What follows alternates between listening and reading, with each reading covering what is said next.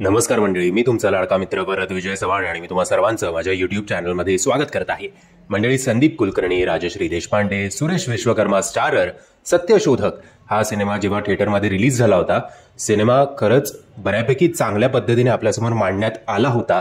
तरी सुद्धा बॉक्स ऑफिसवर अपेक्षेप्रमाणे कामगिरी हा सिनेमा करू शकला नाही, ही दुर्दैवाची गोष्ट.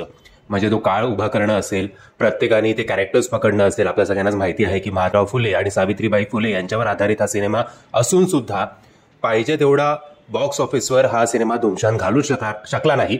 त्याचं प्रमुख कारण म्हणजे आय थिंक त्या एकाच दिवशी पंचक, ओले आले आणि सत्यशोधक असे 3 मोठमोठे सिनेमे रिलीज झाल्यामुळे सगळ्यांनीच एकमेकांचं मार्केट खाल्लं, आता सध्या असंच म्हणावं लागेल.